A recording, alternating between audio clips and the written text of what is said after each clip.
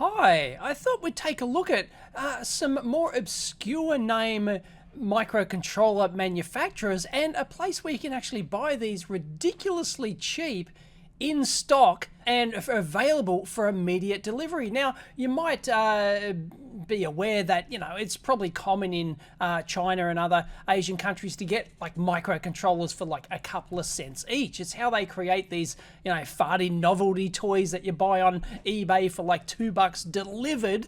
And they are obviously not using, you know, your more name brand, your microchips, your Atmels, your TIs, your Freescales, and all those sort of microcontroller manufacturers. They're not using those processors because they simply cost too much. But there are many Asian brand or Chinese brand manufacturers out there of these super cheap microcontrollers that you've no doubt probably haven't heard of before. So let's take a look at them. This came about, this was inspired because Mike from Mike's Electric Stuff, I saw his tweet and he pointed out a 3-cent microcontroller, which we're going to, in 10 of quantity, which we're going to take a look at here in a minute. So I thought it'd just be interesting to just take a look at a more general look at, now this is not a sponsored video, I don't want it to be an advertisement or anything, but I mention the likes of DigiKey and Mouser and Farnells and RS all the time. Well, it's kind of not equivalent in scale, but you know, like get in there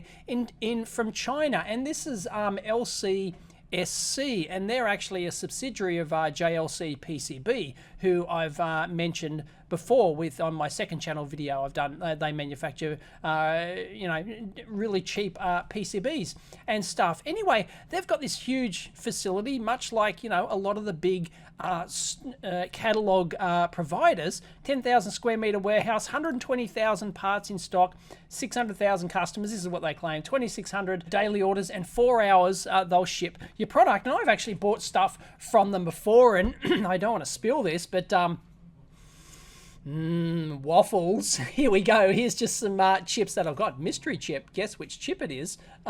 You're not going to be able to read that from here, but yeah, there you go. That's a waffle tray if you haven't seen that before. I don't want to tip that up. It actually comes with a second thing like that, and now I can tip it up. But anyway, that's a waffle tray. Usually these would come on like reels, but a lot of manufacturers make them in what's called these, or just trays. I call them waffle trays because it kind of looks like, you know, a waffle iron kind of thing. And these would sit in your pick and place machine, and they, instead of using the reels, they just pick and place from these trays. Anyway, you can't fit as many and you've got to change them more often. But anyway, I got those in stock. Obscure brand, well, you know, a more obscure brand chip, not readily available from the other places I normally buy from, but this company had them in stock and they're available. So let's take a look at some of the brands and stuff they have. Now, yeah, if you have a look down here, they've got 56 authorized brands, 217 international brands, and 608 made in Asia brands that you've probably never heard of. And we could go through here until the cows come home, but let's just go to the embedded processors and controllers section. And hands up if you've heard of any of these. EEVblog, Fortior, Technol. So, you know, there's ones you've heard of course, Renesas, ST, TI, Microchip, Freescale, Atmel, you know, they're all in there, NXP, they're all in there. So they sell these as well. And no, you're not really going to get them magically cheaper, these name brand ones, magically cheaper from an Asian or Chinese supplier like this. They're, you know, pretty much, if they're genuine, you're going to pay pretty much the same price. So there's no magic bullet there. But as we'll see, there's these super cheap micros and other things, and they're just absolutely fascinating. So ADI, Elan, I think I've heard of, GigaDevice, MDT, Nuvoton I've heard of, WCH, EastSoft, like MegaWin, Sonics, SyncMOS, Allwinner, I've heard, you know, they make ARM processors, which are used in like the Orange Pi and all sorts of, you know, Raspberry Pi ripoff. High Trend Tech and Paddocks, which we'll have a look at, and Sinwit.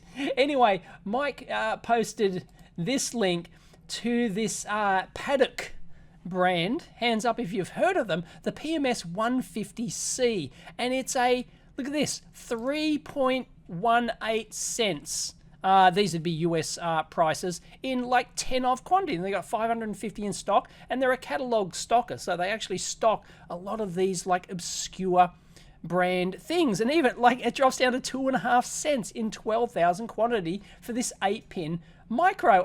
The data sheet here is actually a Chinese data sheet.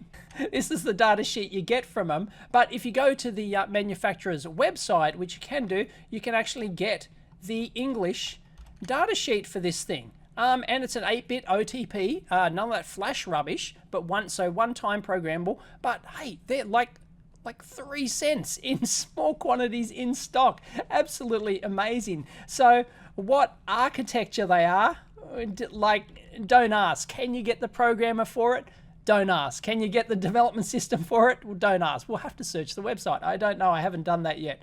But anyway, if you were serious about getting costs down on a product, you wouldn't necessarily, if cents mattered, you wouldn't necessarily be getting them from the big name manufacturers, because they can't, even though, you can get little 5-pin SOT23 microchip parts for like 30-40 cents. Okay, that's still an order of magnitude 10 times more than the cost of these things. But when you're talking about like low cost micros like these ones, often you've got to take into account, well, how can you get it pre-programmed from the manufacturer? Because you can buy like pre-programmed ones from, DigiKey will provide them pre-programmed for you for a small service charge, or you can get them direct from Microchip, for example, all pre-programmed.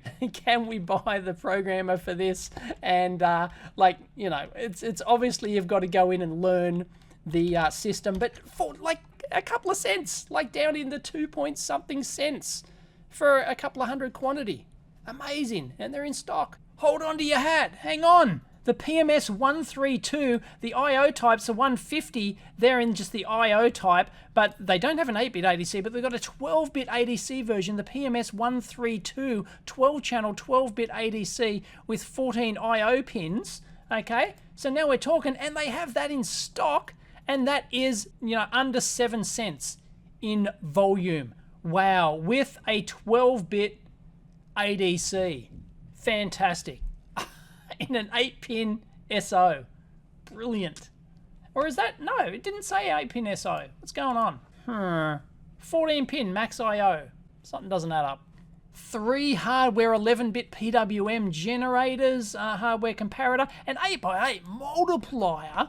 Oh, now we're talking. Band gap, 1.2 volt voltage reference, 12-bit, 12-channel ADC, over 87 powerful instructions, not wimpy instructions, powerful. All for, 8-pin SO for like under 7 cents.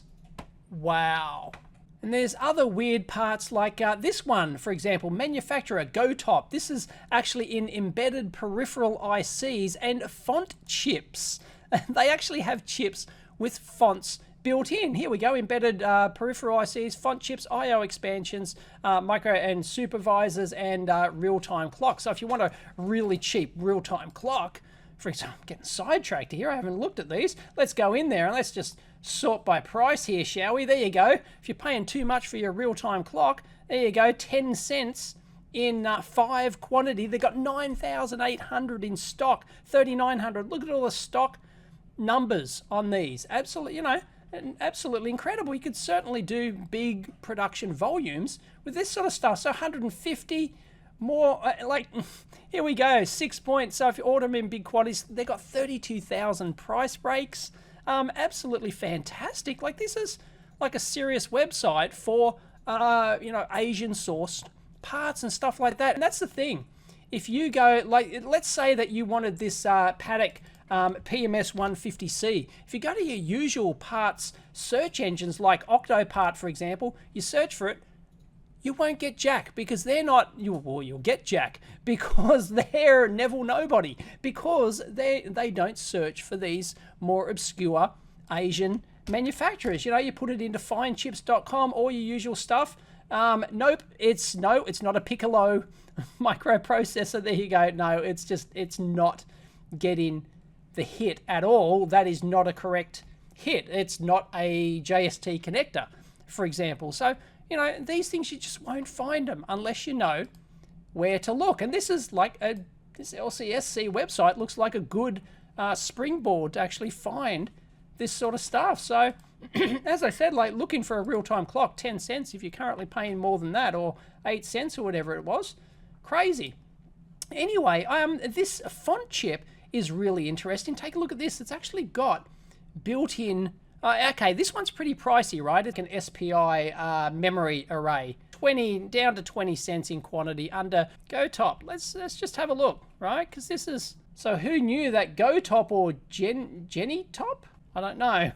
what's their actual name? Anyway, I haven't looked for an English version of this, but we don't need it. But it's basically a like a SPI type interface. Let's have a look. And it's got ASCII, BASIC. So it's got 5x7 fonts, 5x10, 7x8, 6x12, 8x16, 12x24 for your larger displays and stuff like that. And if you're designing your project and you couldn't be bothered, like trying to find an existing font or something like that, putting it into your microcontroller memory, doing all that sort of jazz, and and speed wasn't a real, maybe a huge issue, and you just wanted a solution to give you different scaled fonts, you can buy this chip. Who knew that this existed, right? Absolutely fantastic.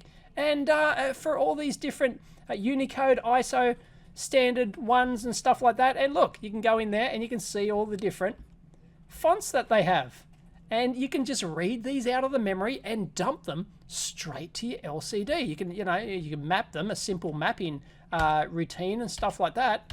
But this is just absolutely brilliant. It's not just, look, they've got the Sanskrit or whatever it is, down like all the different, like not just English fonts. So this is all pre-programmed into the chip. Isn't that neat? There you go. It's like just an SPI interface. Sweet. Who knew that existed? You wouldn't know unless you actually went in and browsed font chips. Fantastic. Looks like they're the only manufacturer, but there you go. Terrific stuff. So yeah, let's have a look at this Paddock.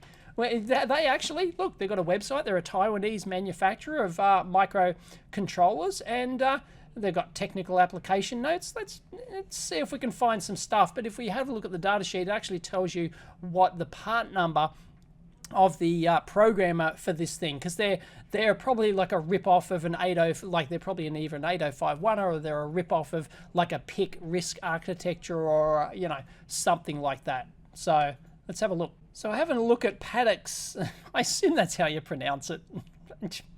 That's how I'll say it. Anyway, their microcontroller selection guide, the RapiDragon, the MTP series. RapiDragon, 2K words of memory, 128 KB. Like, none of these are like real big, serious microcontrollers. They're all in like, sub like 8K sort of word. I don't even think they've got an 8K word one in their entire portfolio, but they're designed, as I said, for these like little cheap, farty novelty gadgets where price is absolutely everything for these consumer gadgets, and you can't afford to use a microchip or a TI part or an ARM part or whatever it is. Just the ARM royalty, just the royalty alone for choosing any ARM part on the market would cost more than these chips cost. I mean, this is just crazy. You got to remember, this is pricing from a catalog supplier in stock. This is not the price directly from the manufacturer. Imagine like the margins on these. It's just like... It's unbelievable. Anyway, so the PMS 150 that we're looking at here, it's it's only got a couple of I/O and stuff like that, 1K word of program memory. It's available in a 6-pin SOT23, available in different packages. Neat. And then they got commercial grade, temperature grade ones, and stuff like that. So that's really pretty neat. And their website here, look, you can get them with 12-bit ADCs. Very competitive price, 0.18, 180 nanometer process, good for battery power products, not for ACRC step down or high ripple or anything like that. So obviously their their rail ripple rejection is probably not terrific. Things like that. You'd have to be careful. And who knows what sort of how refined these parts are. You just don't know in terms of not just silicon bugs. I mean, even you take any microchip or Atmel or a TI or any part, they're riddled with silicon bugs too. So, you know, it's not just you buy a brand name and you're not guaranteed to get bugs in your chip and stuff like that. But, you know, this thing is like, and good luck getting help on a forum with saying, you know, if something goes wrong with one of these parts. So I'm not recommending that you go out and use one, but it's just fascinating to look at, you know, what stuff is available. F series, R series. Anyway, back to this PMS 150C. Right down the bottom of the data sheet, it shows program write-in, and it looks like you can get, that's the part number for the programmer here. And if you go over to their website, I actually found some, you know, here it is, the program writer user manual. There you go. That looks pretty comprehensive, doesn't it? There you go. There you go. Look, it's a ZIF. It's a ZIF socket based, you know, really like old school kind of, you know, tabletop ZIF socket programmer kind of thing.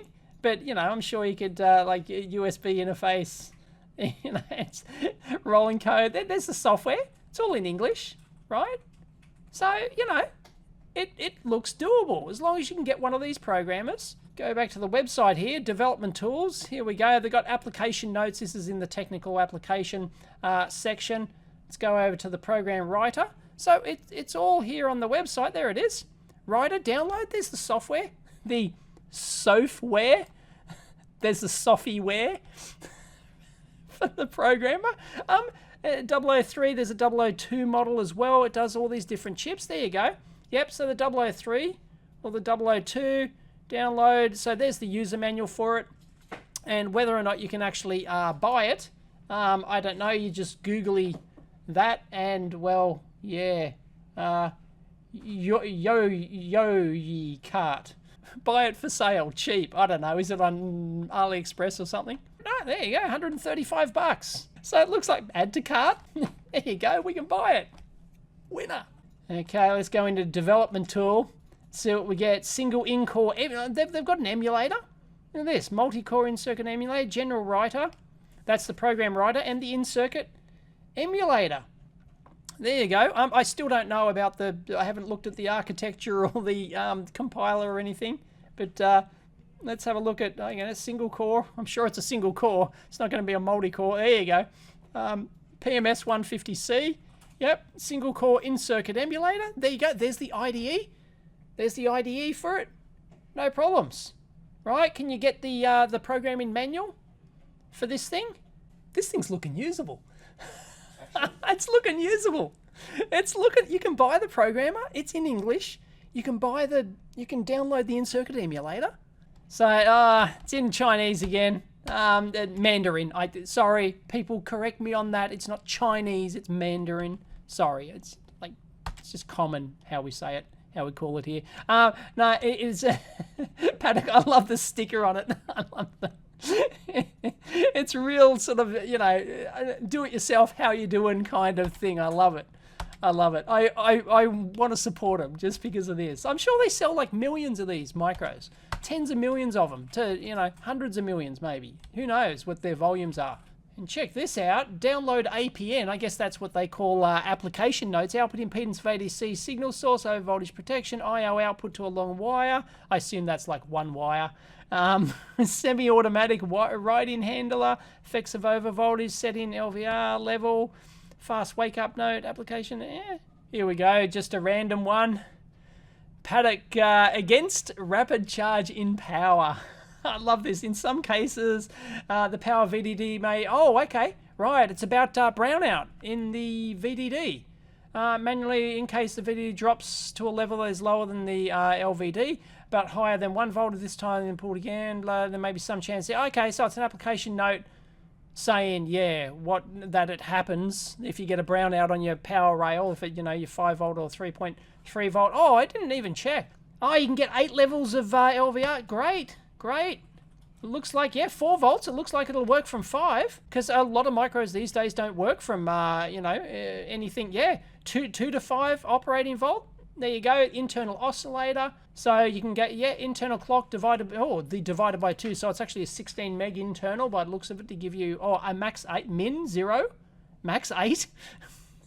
Min 0. The system clock. Anyway, it's got a low power mode, 62 kilohertz at 5 volts. Neat. I'm liking this. Power on reset voltage, operating current. They take 13 microamps in power down mode. You know, it's not the best thing out there, but good enough. 0.3 milliamps. There you go. 16 megahertz. That's versus frequency. Doesn't change by a huge amount. She'll be right. No worries. And drift as well. They're fully characterized, these parts. It's not how you're doing. They're serious about characterizing their parts. This is pretty good. I'm almost starting to want to use one of these. I'd have to do a separate video. Give me a thumbs up and comments down below if you want me to do a separate video on this, actually getting one of these and trying to actually develop a project with a 2-cent microcontroller, 3-cent microcontroller. It's got a comparator, an internal voltage reference in a little 5-pin SOT23, fantastic. Doesn't have an ADC, 64 bytes of RAM. It's got a 16-bit timer, 8-bit timer. It does do PWM, that's nice. You know, if you just want a little 5-pin micro, for example, little SOT23, that all it does is generate a PWM or something like that for a couple of cents. Killer. If you can get all of these pre-programmed, you probably can, I'm guessing, if you contact them, because it'd cost more, of course, in labor to get them programmed at your assembly house. You would buy, if you're getting these micros like this so cheap, you just get them one-time programmed at the factory program. They come on the real pick and place machine, and it just does that one job. It just generates, you know, an 8 kilohertz PWM signal, or just exactly what you want in your product. And you don't have to dick around with doing that in your main processor in your product. You can just do that with this. Like, fantastic. And 6 I/O pins. Every I/O pin can be configured to enable the wake up function. That's flexible. One external, it's got hardware interrupt pin. 79 powerful instructions. One processing unit operating mode. Most instructions are one execution cycle. That doesn't mean clock cycle, so you'd have to look at the details there. Programmable stack pointer, or data memory available as an index pointer for all you programming nerds out there who'll appreciate some of that stuff. And you get a SOT236 SO8, and you get in a dip. Hang on, I just downloaded the IDE development environment. It was a single exe. It was only 7 meg long. It said just installed, done, and it instantly popped up. I'm gonna have to shut the screen to drag it out. Look at this. It just instantly popped up, and what's going on here? Code generate, OTP writer. Okay, so it looks like it's this is the help. Okay, so this is the README help. It's automatically loaded up the README help. Hang on. Look at this. It's got code generation for the UART. SPI, UART with buffer. So let's go to, like, if I wanted a SPI bus, for example. Oh, neat. Look at this. Fantastic. I can set the pin I want. I can set the pin, the SDI pin, and the bit 3, copy to clipboard, master or slave configure. Oh, fantastic. And this was like 8 meg. It was just an 8 meg tool, and it just, I don't know where it installed the file. I think it maybe just ran. Maybe it's an executable that just, but it said it installed, but I didn't say where or anything. And this is great. Copy to clipboard and just paste there it is. There's our code. There's our code for our UART. For our SPI bus. Code wizards out there. David, come here. David's here. Hey. He's a resident code expert. Tell us about this code. What does it look like? Tell us your thoughts. Processing. He's mentally processing. Why would you need a no-op? Why would you need a no-op? Probably for a delay. Well, it has to be. There's no other reason. Yeah, there's no other reason. Although they've got this delay thing here, so I don't know. Dot delay for... Does this make any sense to you? Yeah, it's a bit banging thing. Well, yeah, it has to be, because it doesn't have a hardware SPI. Yeah. So it's a bit banging thing, but it's obviously in C. It's like a mix of assembly and C or something. Where's the assembly? I don't... Set 1, that's not a variable, is it? No, that'd have to get set it from zeros to then they set it to 1. Okay, right, yeah. It's some kind of strange, could be a macro, I don't know. Is this a routine? No, it goes to, there we go. Anyway, so that's kind of weird, is it?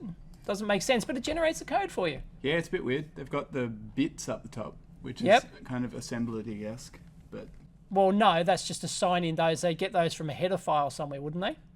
They'd pull those for a header, but yeah, I don't know. We'd have to debug. Can we execute? Can we compile? Code generate, debug. It's great. But like, where's the compiler? Like, I don't know. Can you compile from here, or is it like? This is what I don't know. Oh, that's where it looks like it installed it to that subdirectory there. So anyway, there's our help file. What are these? .36 R4? Are these like order? It's not just the change log, is it? Oh, it's the change log.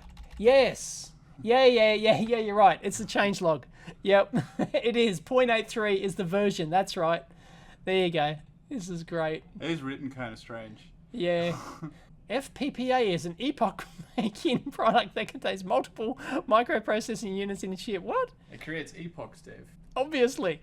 After learning the FPPA trademark instructions, the system designer will enjoy the pleasure that is provided by the power of multi-core architecture.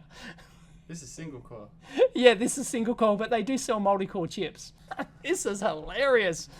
We've certainly entered a brave new world. Wow. Look, PS2 mouse. You can get like PS2 mouse code. Just generate it. These things have like hardware interrupts on the pins and everything. It's pretty neat. It's pretty neat. Pins. Yep. I think we have to do a project with this. What do you think? Yeah, I'm pretty sure we do. Yep. What is the compiler? What does it use? I don't know. I haven't figured that out. It wasn't like completely normal C. I haven't, like, was it, Maybe some extensions. KNRC? I don't know. Yeah, maybe it wasn't. It has some old extensions or something. I don't. Oh, there you go. Field application engineering. That Paddy, if you want support. No wuckers. Yes. General. Word. General. What's general? Defines the entry point for console application. Anyway, we are baffled by this, but I think we might have to get one of these programmers and try and actually get this thing. We're going to have to order a lot of chips. Luckily, they're cheap because they're one-time programmable. None of this flash rubbish. You can't just reprogram them. So we got to. But the good thing is, it's got the in-circuit emulator. We should be able to emulate the thing before we actually one-time program it. And this just looks fun to play with. 3-cent microcontroller in volume, in stock, from what looks like, the mini Chinese DigiKey. And there's so many other things on here that we could, go through. But there's lots of these manufacturers around that make these microcontrollers and other special purpose application chips that you're just not aware of. And, it's worth a browse on here and just having a look at what's available. Like, let's have a look at, Sinrit. There's 20 different devices from Sinwit. ARM Cortex M0.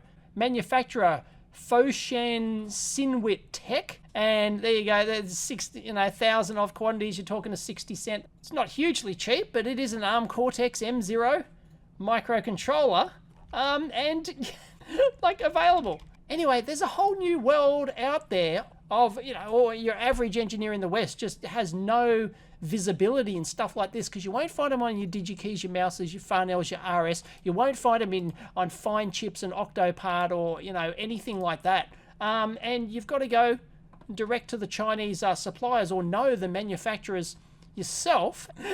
There's so many of these different things out there, and you can get this sort of stuff in stock. Absolutely fantastic.